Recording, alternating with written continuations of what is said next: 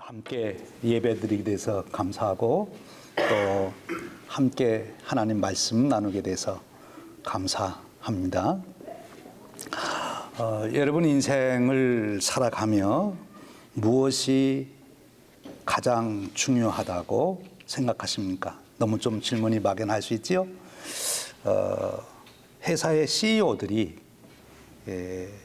사람을 뽑을 때, 특별히 회사의 중역들을 뽑을 때 어떤 점을 고려해서 중역들을 뽑는다고 생각하세요?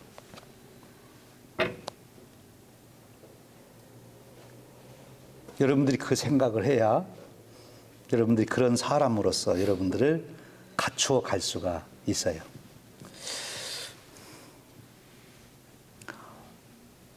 요즘 우리 시대에서 모든 그 경영의 지혜를 말하는 사람들이 똑같은 소리로 하는 것은 전문성이 있어야 된다. 실력이 있어야 되는 거예요. 그 분야의 전문가의 지식을 가지고 있어야 합니다. 그렇지 않으면 선택을 받을 수가 없어요. 그러니까 자기 분야의 전문가가 되어야 되는데 보통 전문 서적을 3권을 읽으면 컨셉을 잡게 돼요. 이런 게 있구나.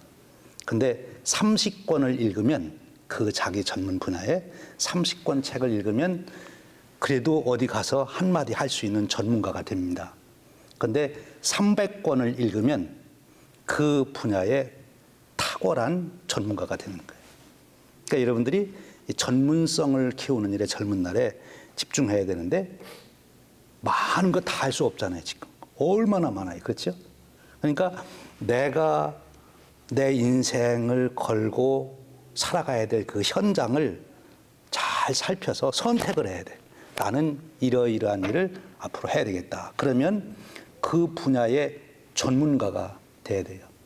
우리 고혜림 우리 청년 이제 간호사로 일하시는데 간호사가 할 일이 얼마나 많아요. 그렇죠? 그 중에서도 나는 요 분야 아주 스페시픽하게 그래서 그 분야에 그 병원에서 최고 전문가가 되는 거예요. 그러면 쓰임 받을 수 있어요. 최고 전문가가 되라 자기 그 분야에 그러기 위해서는 수고하고 노력해야죠. 지금 오늘 성경에 나오는 다니엘과 그 세 친구들이 당시에 정말 축복을 받았죠. 한편으로는 정말 환란을 당했는데 나라가 망하는.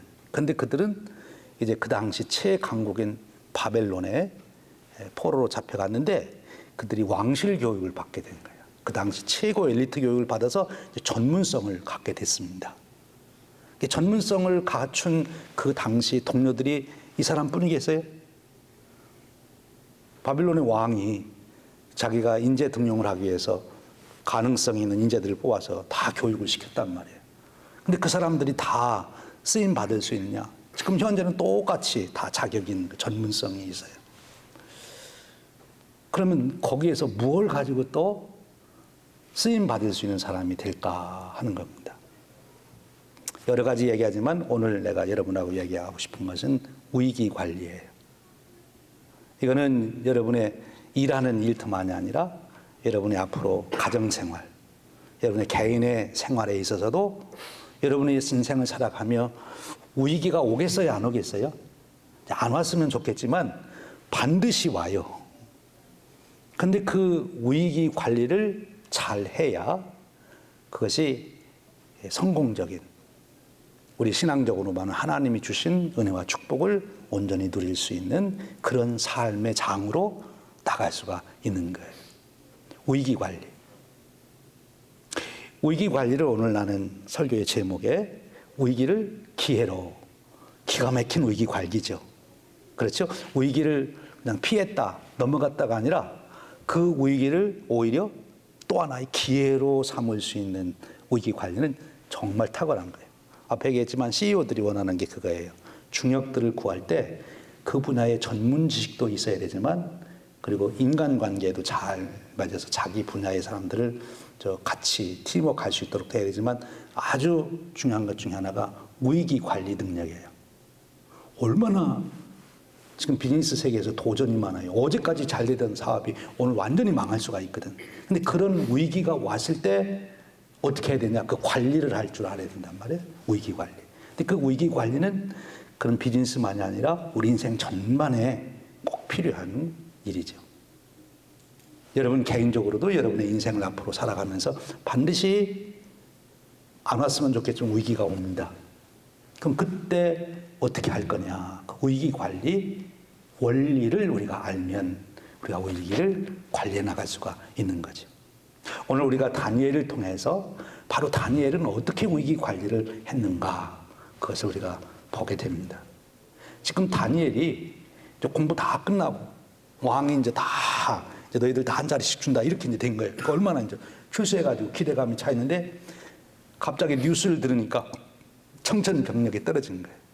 왕이 갑자기 일어나더니 내 꿈을 무슨 꿈을 꿨는지 맞추고 그 꿈을 해석하라. 아니 자기가 꿈꿔놓고 어떻게 다른 사람이 그 꿈을 알고 꿈 얘기나 해주면 맞추겠다. 그래서 이제 그런 사람 그 당시에 지혜 있는 자들이 다 그 얘기를 하는데 나도 모른다 내가 무슨 꿈 꿨는지 너희들이 내가 무슨 꿈 꿨는지를 알고 그리고 맞춰라 하니 이게 어떻게 될 일이에요? 우리 한국식으로 표현하면 아주 귀신이 고칼 노릇이에요. 그런데 거기에 누구도 끼어 있어요? 다니엘도 끼어 있는 거예요 지금. 그래서 왕이 너희들이 언제까지 이 해결 못하면 모든 지혜 있다고 하는 사람들 여기 이제 뭐 박수 이런 표현했는데 오늘날로 보면 모든 전문가들 경제 전문가 무슨 전문 다 죽여라 이렇게 얘기해요. 그것도 못하면 다 죽여라. 다 이제 죽는데 거기에 다니엘하고 다니엘 세 친구도 함께 죽어야 되는 거예요. 차라리 공부 안 할 걸. 그렇죠? 위기가 온 거예요. 개인적으로는 다니엘의 위기고 내가 죽어야 되나 이렇게 이 청춘에 내가 죽어야 되나 또 좀 더 크게 보면 나라의 인재들이 다 죽어야 하는 그런 위기가 온 거예요. 어떻게 해야 돼요? 어떻게 위기 관리를 해나갈 수 있어요? 여러분은 위기가 오면은 어떻게 해요? 대성통곡해요? 아니면 팔팔 뛰어요? 어떻게 해야 돼요? 오늘 우리가 읽은 성경 말씀에 보면 다니엘이 정말 위기 관리 능력이 탁월해서 그는 또 한 세상을 열게 되는 걸 볼 수 있어요. 14절입니다. 그때의 왕의 근위대장 아리옥이 바벨론의 지혜자들을 죽이러 나가매 다니엘이 명철하고 슬기로운 말로 왕의 근위대장 아리옥에게 물어 이르되 왕의 명령이 어찌 그리 급하냐 하니 아리옥이 그 일을 다니엘에게 알림해 다니엘이 들어가서 왕께 구하기를 시간을 주시면 왕에게 그 해석을 알려드리겠나이다. 이 다니엘이 왕에게 답변한 것을 보면 또 그 왕의 근위대장에게 한 일을 보면 그 당시에 지혜 있다는 사람들과는 다른 처신을 했어요. 왕의 근위대장이 지금 왕의 명령이 이렇게 떨어져서 내가 다 잡으러 간다. 이렇게 얘기하면 막 놀라서 도망가든지 나는 없다고 그래요. 뭐 하든지 해야 될 텐데 그러질 않고 여기 표현하기를 명철하고 슬기로운 말로 근위대장에게 얘기했다는 거죠. 무슨 말을 했을까요? 근위대장이 왕의 명령이 떨어져서 다 이제 너 같은 사람들 잡아서 죽이라고 그래서 지금 다 잡으러 나간다. 그 얘기를 했을 때 근위대장에게 다니엘이 뭐라고 얘기했을까요? 뭐라고 얘기? 명철하고 슬기로운 말인데 그 명철하고 여러분 같으면 뭐라고 얘기했겠어요? 지금 근위대장도 굉장히 당황한 거예요. 그렇죠? 그 인재들 다 잡아 죽이라고 그러는데 지금 왕이 무슨 꿈꾸던 지금 정신이 나갔지. 자기가 들어도 말도 안 되는 소리를 하고 있는데 근데 왕의 명령 어길 수도 없고 지금 그거 해야 되고 지금 근위대장도 굉장히 당황해 있는 거예요. 그러면 다니엘이 뭐라고 여기 명철하고 슬기로운 말을 했다는데 여러분 같으면 뭐라고 했겠어요? 우리 청년회장 뭐라고 할 거예요? 할 말이 없어요? 모르겠어요. 예. 그 상황으로 봐서 내에게는 해결책이 있다 이렇게 했을 것 같아요. 지금 다 해결책이 없다고 그래서 다 죽게 생겼거든. 그러니까 일단 해결책이 있다고 얘기를 하는 거야. 시간을 버는 거죠. 해결책이 있다. 해결책이 있다니까 근위대장이 키가 번쩍 했겠지. 해결책이 없어서 다 죽이려고 그러는데 해결책이 있다니까. 또 근위대장도 지금 그 많은 사람들, 또 자기하고도 가까운 사람들 있을 텐데 그 다 죽이는 게 합당치 않잖아요. 근데 해결책이 있다니까 왕에게 가서 할 명분이 생겼잖아요. 해결책이 있대요. 이렇게 가서 얘기하면 되니까. 안 죽였는데 그 이유는 해결책이 있대요. 그러면은 왕이 그래 해결책이 뭐냐 들어보자 그럴 거 아니겠어요? 그러니까 시간을 일단 버는 거죠. 여유를 찾은 거죠. 다니엘의 해결책이 이때 있었어요? 없었어요? 이 근위대장한테 얘기할 때? 없죠. 다니엘이 해결책이 없는데도 해결책이 있다. 이렇게 얘기한 것 같아요. 여러분, 문제가 있으면 문제를 풀을 수 있는 길이 있는 거죠. 특별히 다니엘은 왜 이렇게 말할 수 있는가 하면 다니엘은 지금 역사의 주관자가 누구시라는 것을 믿고 있어요. 하나님. 그러니까 자기만 있다고 생각했으면 큰일 났다. 절망이다. 이랬을 텐데 하나님이 계시다. 하나님이 주관하신다. 이 뒤에 내용을 보면은 왕이든 뭐든 다 하나님이 주관하신다. 그런 고백을 하잖아요. 그 기도할 때 보면. 그러니까 다니엘은 우리 인간사에 하나님이 개입하신다. 그렇다면 이 위기를 헤어날 수 있는 길이 있을 수 있다. 하나님이 나를 이렇게 이런 일로 죽이려고 하시는 않으실 거다. 그 믿음이 있는 거죠. 이 믿음이 굉장히 중요합니다. 여러분 인생에 하나님이 나를 택하시고 나를 축복하시고 내 인생을 통하여 하나님 영광 받으시기를 기뻐하신다. 반드시 그러실 거야. 틀림없어. 그러면 이런 위기에 내가 이대로 절망하고 좌절하고 인생 망하도록 그렇게 두시지 않을 거야. 그 믿음이 여유를 갖게 하는 거예요. 그 믿음이. 그러니까 위기를 당했을 때 위기만 보지 말고 역사를 주관하시는 하나님을 볼 수 있는 시간을 가진 거죠. 그리고 이제 그렇게 얘기하니까 여기 다 이제 구체적인 안 나왔지만 내가 생각하기에는 근위대장이 분명히 왕에게 해결책이 있어요, 왕이요. 뭐 이렇게 가서 했겠지요. 그렇죠? 그러니까 그럼 들어와 봐라. 그러니까 이제 다니엘이 가서 왕에게 얘기하는 거예요. 해결책이 있으면 시간만 주시면 제가 왕에게 그 해석을 알려드리겠습니다. 왕도 지금 꿈꾸고 나서 굉장히 답답하고 지금 고민스러운 거예요. 도대체 내가 꿈을 꾸긴 꿨는데 무슨 꿈을 꿨는지도 모르고 좋은 꿈을 하는 것도 같고 지금 막 마음이 번민이 있는 거예요. 근데 시간만 주면 해결해 주겠다고 그러니까 왕도 이제 컴다운이 된 거지. 다니엘이 컴다운 되니까 근위대장도 컴다운 되고 왕도 이제 컴다운 됐어요. 아직 다니엘이 해결책은 없어요. 그런데 다니엘은 하나님께서 주관자시라는 믿음 때문에 이렇게 얘기한 거예요. 우리가 어떤 위기를 당했을 때 제일 중요한 게 당황하지 않는 겁니다. 현실적으로. 사람이 당황하면 우리의 생각의 기능이 마비가 돼요. 그래서 고양이 앞에 쥐가 어떻게 하죠? 도망가면 될 텐데 못 도망가고 그냥 있는 게 당황해가지고. 그렇습니다. 그러니까 당황하지 않아야 되는데 당황하지 않을 수 있는 근거는 하나님을 믿어야 돼요. 하나님께서 나를 축복하시고 내 인생을 이렇게 끝나게는 안 하실 거라는 그 믿음. 평상시에 그런 고백이 여러분들에게 있으셔야 돼요.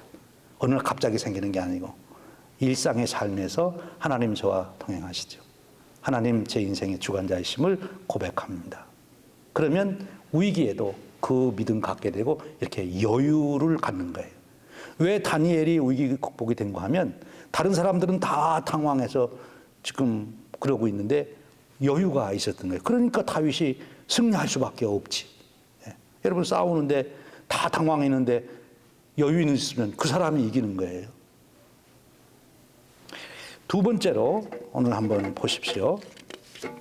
다윗이 이제 그렇게 왕에게 해놓고는 그리고 그 다음에 17절, 18절 보면 이에 다니엘이 자기 집으로 돌아가서 그 친구 하나냐와 미사엘과 아사랴에게 그 일을 알리고 하늘에 계신 하나님이 이 은밀한 일에 대하여 불쌍히 여기사 다니엘과 친구들이 바벨론의 다른 지혜자들과 함께 죽임을 당하지 않게 하시기를 그들로 하여금 구하게 하니라.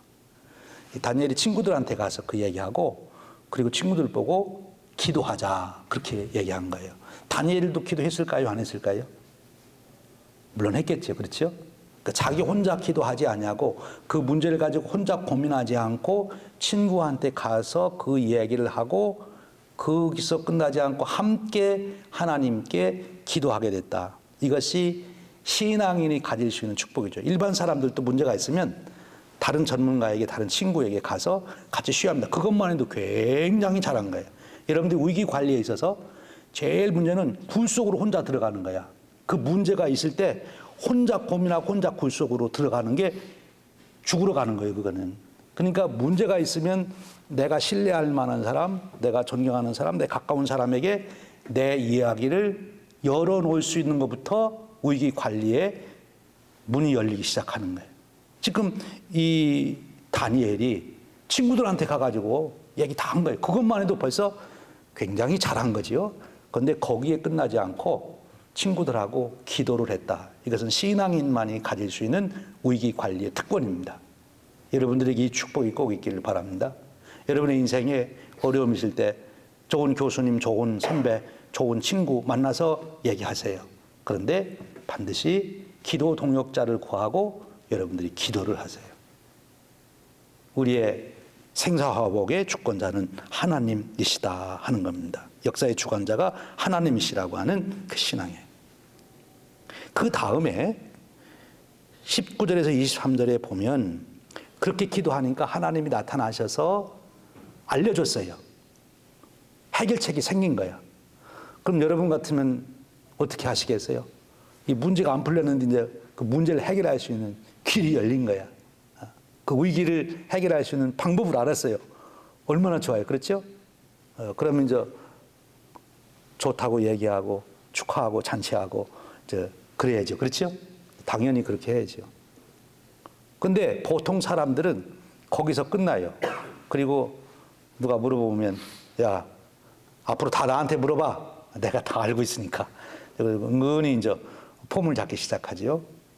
교만해지는 거예요. 자기가 어떤 해결을 하나 하면 우쭐해지는 거죠. 그러면 거기서 끝나는 거예요. 거기서. 근데 그때 여기 다니엘은 보면 어떻게 한 거 하면 하나님께 감사했다 하는 거죠. 역사의 주관자가 하나님이시라면 여러분은 누구하고 동업을 해야 되겠습니까? 역사의 주관자가 하나님이시라면 여러분들은 누구하고 동행해야 되겠습니까? 하나님하고. 그럼 하나님한테 사정하고 간구해서 해결책을 얻었으면 그 다음에 누구한테 제일 먼저 그 사실을 알리고 감사를 해야 되겠어요? 하나님께 해야지. 그럼 하나님은 또 다른 길을 열어주실 거예요. 근데 배은망덕하게 나한테 급할 때는 와서 얘기하더니 해결책 주니까 돌아가서 뒤도 안 돌아봤다. 여러분 같으면 또 도와주겠어요? 안 도와주겠어요? 여러분도 안 도와주죠? 마음 넓은 여러분도 안 도와줘요. 그렇지? 하나님도 그러면 또 더 안 주는 거예요. 근데 여러분이 조금 도와준데 와서 막 감사하다 그러면 다음번에 또 부탁하면 도와줘야 안 도와줘요? 이번에 뭐가 있냐 내가 더 도와줄게. 이렇게 나오는 거죠. 신뢰를 쌓는 거죠. 신뢰. 신임을 받는 거예요. 하나님한테 신임 받는 것은 하나님이 주신 지혜, 하나님이 주신 새로운 축복에 대한 감사함을 잃어버리지 않는 것입니다. 그러면 하나님께서 세계를 열으시는 거예요. 그게 위기 관리 아주 중요한 거예요. 그런데 보통 사람들이 여기까지 못 가요. 어떤 문제 해결하면 막 좋다고 그러고 축하하고 잔치하고 그리고 끝나지 그것을 하나님 앞에 감사함으로 돌리지 못해요. 근데 하나님께 감사하면 본인의 삶에 나타나는 건 뭔가면 겸손이 나타납니다. 여러분 교만한 사람이 성공하겠어요? 겸손한 사람이 성공했어요? 우리 일반적인 삶의 교훈으로 볼 때 겸손한 사람이 성공하는 거예요. 오늘 여기 다니엘은 하나님이 주신 놀라운 지혜를 얻고 그것을 하나님께 감사했다 하는 것입니다. 여러분들도 습관 중에 하나가 여러분의 삶을 돌아보며 뭔가 잘 이루어진 것이 있으면 하나님께 감사하세요. 구체적으로 여러분들이 언급을 하세요. 하나님, 이것이 감사합니다. 이번 시험 잘 보게 해주셔서 감사합니다. 이번 이렇게 좋은 사람 만나게 해주셔서 감사합니다. 이번 이 일 잘하게 해주셔서 감사합니다. 나 혼자 내가 수고해서 다 됐다 생각하지 않고 하나님께 감사함을 돌리는 것. 그것이 위기를 기회로 바꾸는 능력, 기술입니다. 그리고 오늘 마지막에 보면 24절에 이에 다니엘은 왕이 바벨론 지혜자들을 죽이라 명령한 아리오게로 가서 그에게 이같이 이르되 바벨론 지혜자들을 죽이지 말고 나를 왕의 앞으로 인도하라. 그리하면 내가 그 해석을 왕께 알려드리리라. 그렇게 했습니다.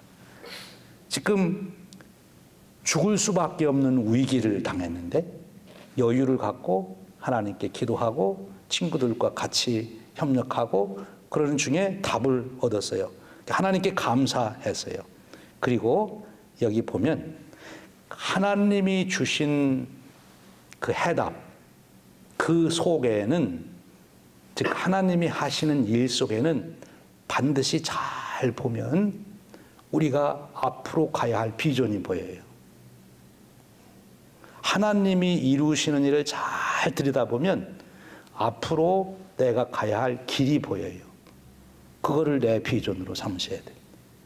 그러니까 위기를 또 하나의 기회로 삼았다고 하는 것은 그 위기로 내 인생의 길이 구체적으로 적용하면 내 사업의 길이 끝난 것이 아니라 그거를 극복하면서 새로운 사업의 비전을 보고 새로운 내 인생의 길을 보고 새로운 하나님의 역사를 보게 되는 거죠. 반드시 있어요, 거기에. 하나님이 이루신 일 속에는 그 일로 종결하지 않고 그 다음 나가야 될 것이 반드시 있습니다. 그래서 여기 다니엘은 바로 하나님이 주신 그 해답 속에서 하나님의 뜻을 발견하게 됩니다. 위기 관리에 성공한 거죠. 그래서 다니엘은 그 많은 똑똑한 사람 중에 느부갓네살왕이 특별하게 기용을 해서 이제 그때부터 시작해서 다니엘은 나라가 망해도 다니엘은 계속 쓰임받는 그런 놀라운 인생을 살아가죠. 우리 청년 여러분들이 여러분의 인생에 위기가 없으면 좋겠지만 반드시 뭐가 와요? 위기가 옵니다. 그때 오늘 다니엘을 생각하면서 하나님께서 내 인생의 주관자시고 나를 축복하시는 분이신데 이렇게 내가 인생 안 끝난다. 여유를 갖고 그리고 해답이 반드시 있다. 하나님 주실 해답이 있다. 그래서 하나님께 기도하십시오. 그리고 좋은 분들 만나서 의논하세요. 기도하시고 그 답을 찾으면 하나님께 감사하고 그리고 그 하나님이 이루신 일 속에서 이게 인생 끝이 아니고 또 다음 내 인생에 가야 할 길을 볼 수 있는 위기 관리의 달인들 되시기를 축복합니다. 기도합니다. 하나님, 오늘 우리 귀한 청년들 보내주시니 감사합니다.